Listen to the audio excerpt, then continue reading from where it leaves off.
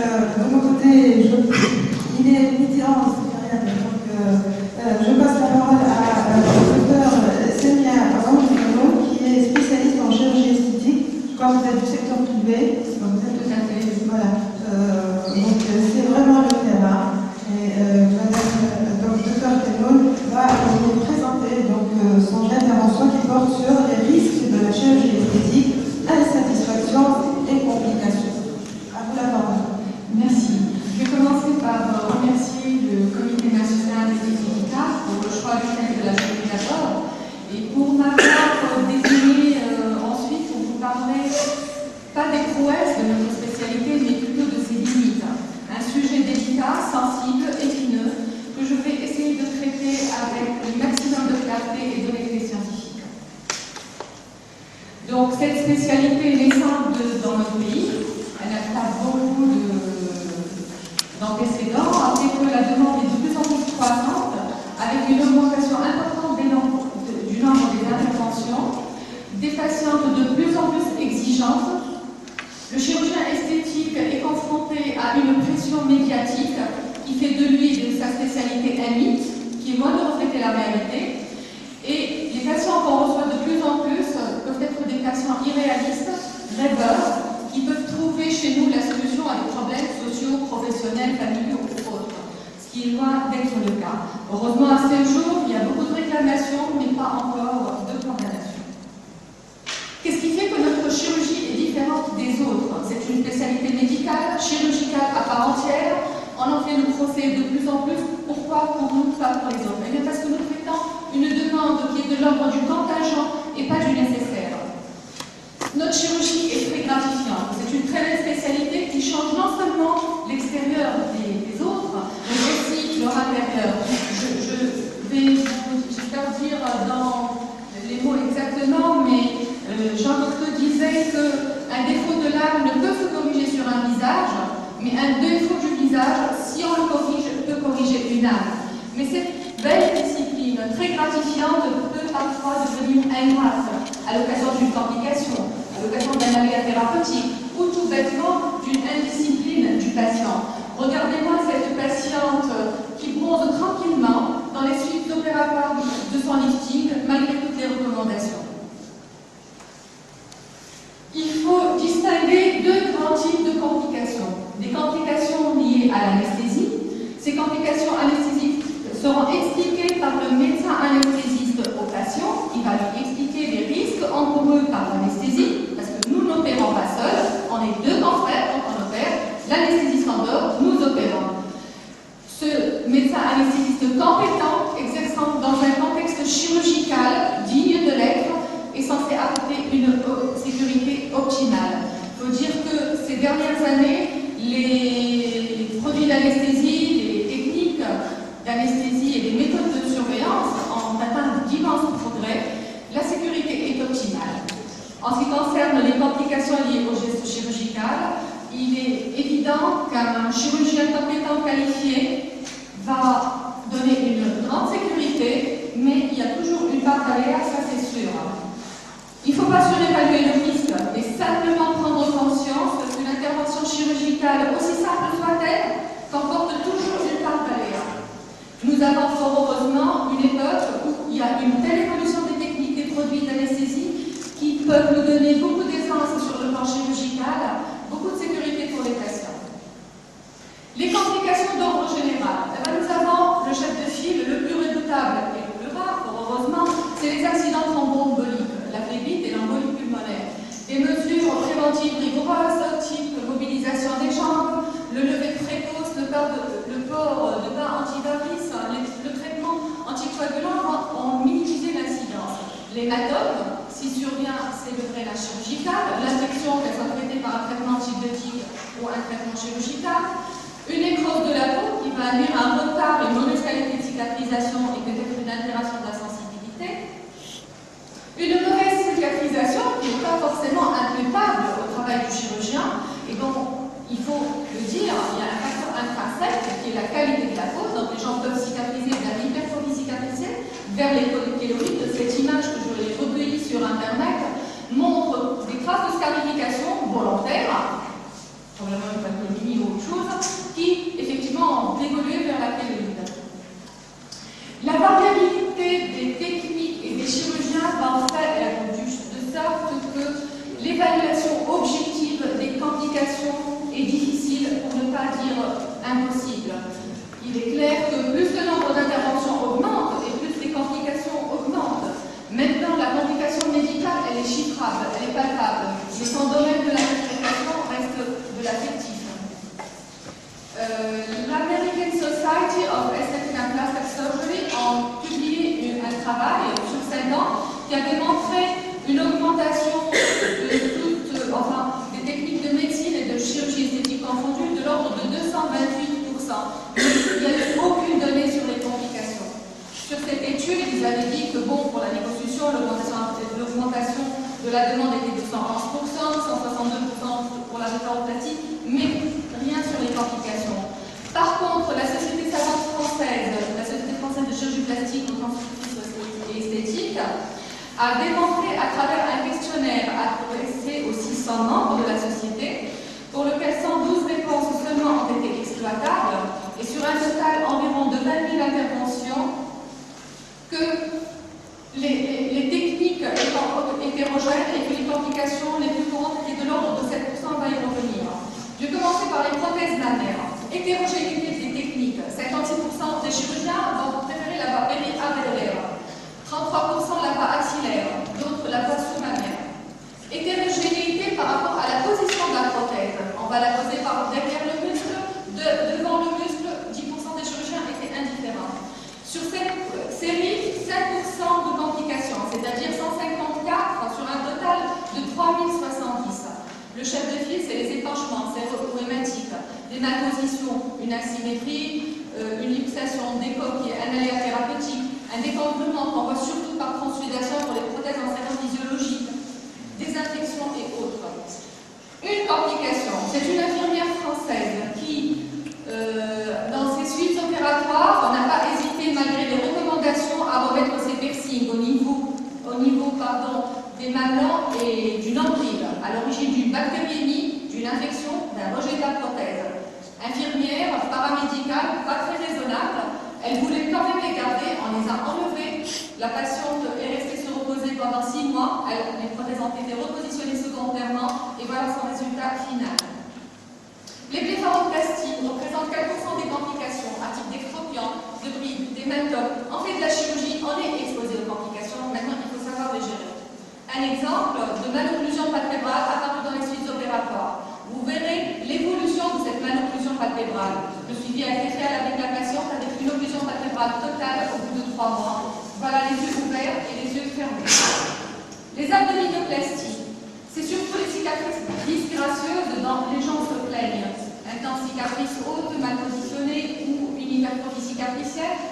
Les épanchements ou hématiques, tout en sachant que maintenant, avec les nouvelles techniques, le capitonnel, c'est une complication qui va disparaître, bon, disons qu'il va être minime. Les thromboses et les infections.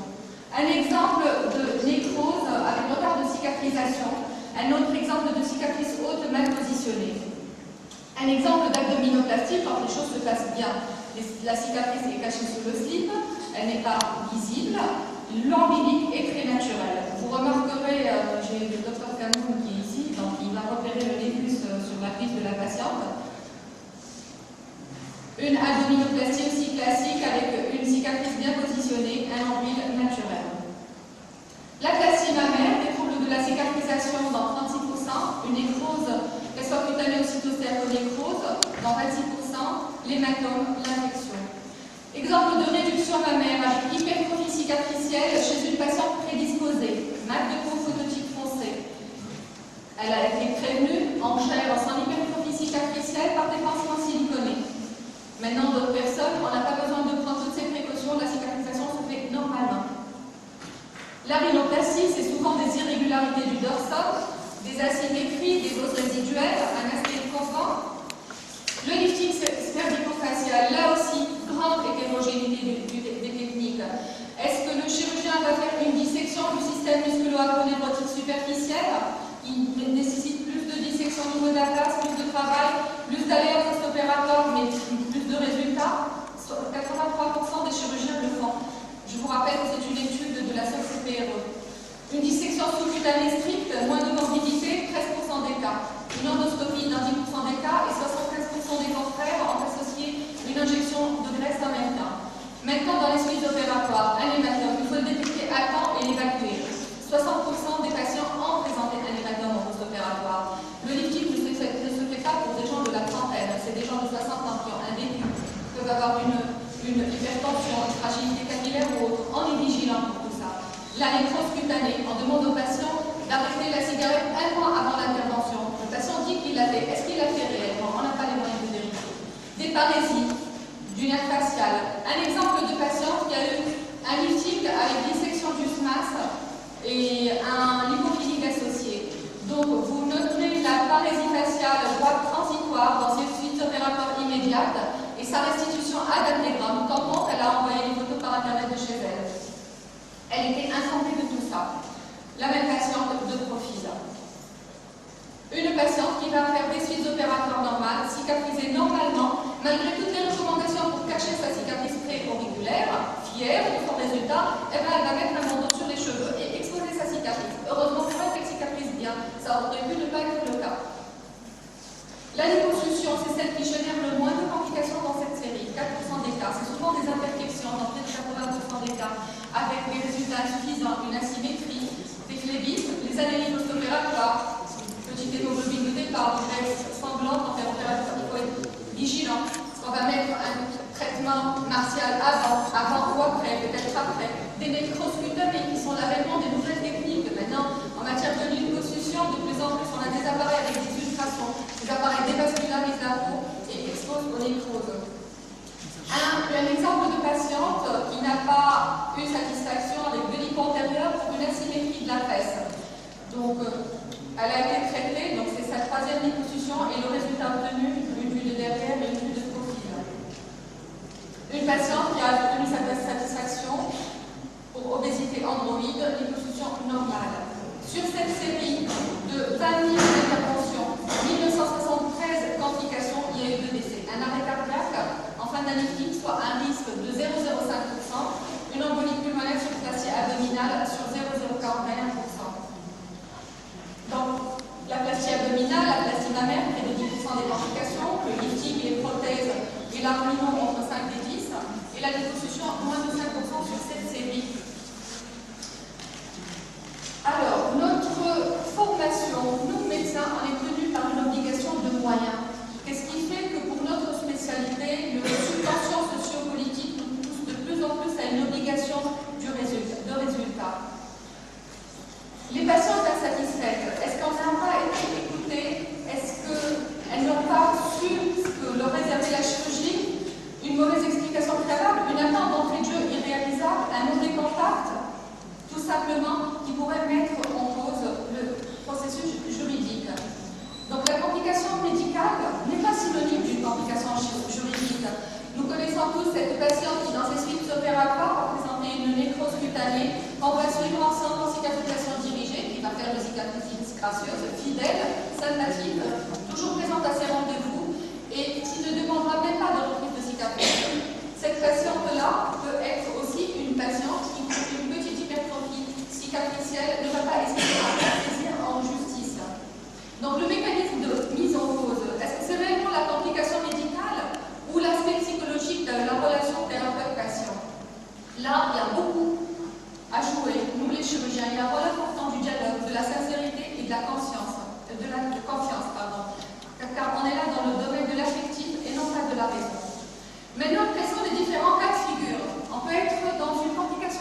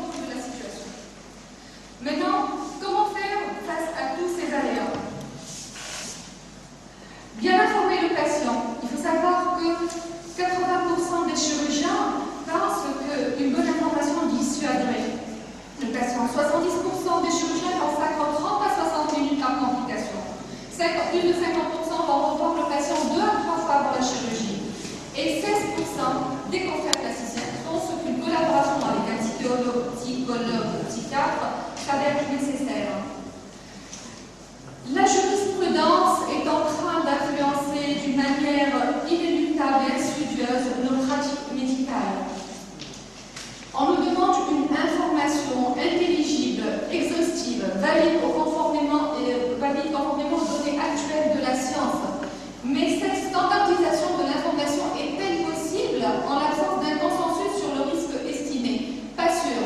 Là, je prendrai en exemple une étude faite par des confrères radiothérapeutes australiens qui, dans un désir de standardisation, voulaient estimer le risque par rapport à une même dose d'irradiation chez les différents praticiens. Eh bien, c'était ininterprétable parce qu'il y avait une variabilité très importante de par les pratiques médicales et de par les habitudes des chirurgiens.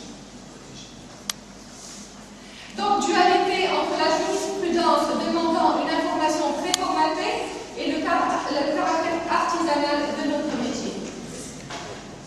Alors, l'arrêté du 25 février 1997 de la Cour de cassation en France oblige le médecin non seulement d'informer le patient, mais en plus de prouver qu'il a procédé à cette information. Là, c'est une inversion de la charge de preuve. Donc, c'est au médecin qu'incombe le devoir d'apporter la réalité de cette information. Le consentement éclairé du patient. Le patient doit consentir à son acte médical en toute connaissance de cause. C'est-à-dire qu'il doit participer à la décision le concernant et au courant du traitement proposé. Cet article du Code de déontologie médicale, pour ses origines, va donner la loi bioéthique de juillet 1994 qui atteste que toute activité médicale nécessite le consentement libre et éclairé du patient. Mais il y a plus de sévérité pour notre discipline. Les préalables nécessaires pour nos confrères de la société, les fiches d'information indispensables, préparées par la société savoir et délivrées aux patients, un complément iconographique dans 90% des cas, un consentement éclairé 80% des confrères ont un signé en fin de consultation et en fin de délai de réflexion de 15 jours. Comment prévenir ces complications médico-juridiques? Il faut se donner les moyens de poser une bonne indication. Sous l'importance de la première consultation qui est la référence d'un futur conflit, analyser son patient, son profil, ses attentes, son entourage, l'écouter, l'informer. Il faut faire attention à l'urgence psychiatrique, temporiser, ne pas hésiter à faire revenir les gens, à refuser une demande, savoir dire non. Reconstituer la preuve de cette délivrance de l'information, la preuve écrite avec l'inversion des charges dont on a parlé. Car effectivement, quand une patiente a signé ceci a une valeur dissuasive en cas de mauvaise intention. Connaître ses devoirs pour faire valoir ses droits. Dans une époque judiciarisée, la loi du 4 mars 2002 fait évoluer la relation paternaliste en une relation consumériste qui est regrettable dans notre pratique médicale, mais qui fait que l'évolution du patient en chirurgie esthétique en fait un consommateur, et donc c'est la théorie des risques acceptée. Tout acte en chirurgie esthétique doit être normalement honoré. Les actes gratuits à motifs sociaux privés sont des situations à risque majoré en cas de complications. Les confrères psychanalystes pensent qu'être honoré, c'est être respecté. La réalisation d'un geste opératoire sans faute, où on va mettre tout son talent, sa compétence, son expérience, sa prudence et se méfier surtout des nouveautés. Assurer un suivi post-opératoire personnalisé par le chirurgien et son équipe, qui est censé donner le maximum de confort et de sécurité pour le patient, et être réactif en cas d'inquiétude. Une inquiétude, si elle ne reflète pas une complication post-opératoire, elle va au moins refléter une angoisse. Soyons là. Se surinvestir en cas de problème, affronter le problème, l'assumer sur les plans techniques, humains, familiaux. Les patients sont paradoxalement reconnaissants. Le praticien qui n'est pas tapé en justice n'est pas celui qui n'a pas de complications, mais c'est celui qui a su les gérer. M. Jean-François Burgelin, procureur général de la Cour de cassation, a dit « C'est lorsque l'on cesse de parler, lorsque le dialogue s'interrompt, que la procédure commence. » Délivrer l'information complète sans retard, problème post-opératoire, la donner en temps réel, ne pas dissimuler. Ce sentiment de dissimulation va décrédibiliser le chirurgien face à son patient et peut-être à l'origine de suspicion et de poursuite. Faire preuve d'humilité, notre métier est artisanal et notre médecine n'est pas exacte. Un climat de confiance est fécond et constructeur. En parler avec son patient, on peut toujours expliquer un résultat inattendu. Être confraternel toujours et malgré tout. C'est-à-dire que la confraternité est un devoir éthique et déontologique qui ne souffre pas d'exception. Souvent, derrière un procès, on va trouver une remarque